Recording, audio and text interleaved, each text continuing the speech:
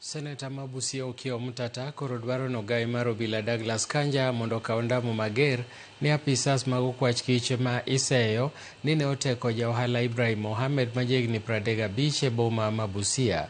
Omtata owacho ni Kanja owinjore oyango obila mag DCI manoteko Ibrahim Jumapil otieno karik ne ochomo boma ma Nairobi wilo dola maromo 136 marom gi milion 17 pesa ma Kenya maneno omenda mar johalano maloko Andrech e piny DR Congo.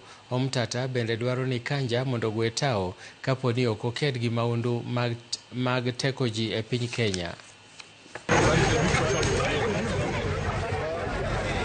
Ahmed hajapotea, Ahmed wamepoteza. Ahmed wale wamepoteza ni hao ni wenzao.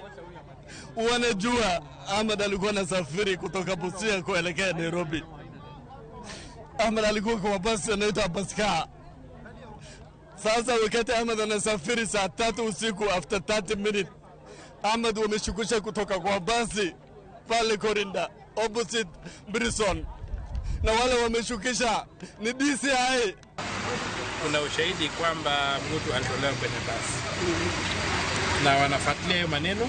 Ripoti imefika Nairobi kwa headquarters na watu wameandikisha statement, wamepata manifest ya hiyo gari na hiyo uzuru ya manifest iko na manamba ya simu. Mwenye ana haki ya kuarrest mtu Kenya ni askari polisi pekee, sio raia. So lazima tuambiwe ni nani alichukua ndugu wetu na ako wapi. Na pia nikirudi Nairobi Jumatatu nataka kwenda kwa DCI na kwa Inspector General. E kinde maduol makedo gi mibadhi e piny Kenya medo kedo